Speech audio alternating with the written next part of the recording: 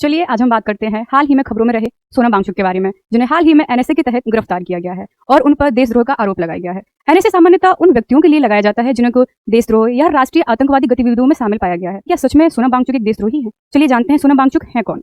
सोनम वांगचुक लद्दाख के एक इंजीनियर, सामाजिक कार्यकर्ता और एक शिक्षा सुधारक हैं, जिन्होंने लद्दाख की शिक्षा प्रणाली में काफी सुधार किया है।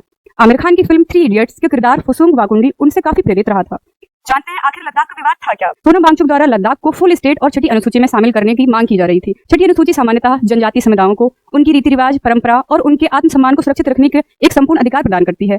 भारत में वर्तमान में 4 राज्यों को छठी अनुसूची में दर्जा मिला है, जैसे कि असम, मेघालय, मिजोरम और त्रिपुरा। इन्हीं मुद्दों पर उनके कुछ बयानों को राजनीतिक रूप से गलत ढंग से पेश करा गया है। हालांकि सोनम वांगचुक द्वारा कभी भी भारत के राष्ट्र के विरोध के खिलाफ बात नहीं करी गई है, बल्कि हमेशा भारतीय संविधान, पर्यावरण और उन्हें देश की सुरक्षा के हित में बात करी है। सोनम वांगचुक द्वारा कुछ आविष्कार करे गए हैं जिन्होंने उन्हें काफी प्रेरित करा है और अंतर्राष्ट्रीय स्तर पर सराहा भी गया है। बात करते हैं सराह स्तूप के बारे में, आइस स्तूप, जो कि उनका एक प्रमुख आविष्कार माना जाता है। जैसे कि हम जानते हैं कि लद्दाख एक बर्फीला इलाका वाला क्षेत्र है।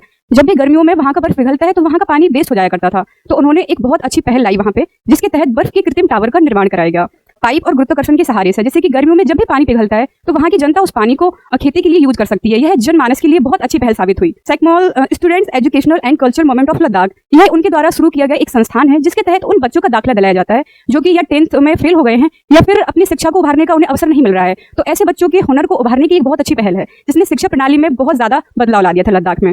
और ऐसे ही सोनम वांगचुक को कई सारे भारत में आविष्कार और किए हैं और उन्हें कई सारे सम्मान और पुरस्कार प्राप्त हुए हैं, जैसे कि Ramon Magsaysay award, Rolex award for enterprises and global award for sustainable architecture. Bharat सरकार ने नवीन, नवाचार और कई सारे पुरस्कार प्रदान किए गए हैं। अच्छा, आप ही बताइए, जिस व्यक्ति ने भारत के लिए, भारत की जनता के लिए इतने अच्छे पुरस्कार प्राप्त किए हैं, क्या वो व्यक्ति सच में एक देशद्रोही हो सकता है? ना जाने कितने नेता भारत की सड़कों पर आज सच में जो आतंकवाद और क्राइम में लिप्त है वो घूम रहे हैं पूर्ण रूप से प्रतिभा और सम्मान के साथ। और जिस व्यक्ति ने जनता के लिए, युवा के लिए मांग करी है, उनके अधिकारों की मांग करी है, उनके बेहतर जीवन के लिए कई सारे प्रयास करे हैं, आज वो जेल में है, आज उस पर एनएसए आरोपित किया गया है। क्या आप ही बताइए, क्या सोनम वांगचुक पर एनएसए लगाना सच में उचित है? सोनम वांगचुक देशद्रोही नहीं है, बल्कि एक देशभक्त और जागरूक नेता है। लद्दाख और देश के पर्यावरण की रक्षा के लिए संघर्ष कर रहे हैं।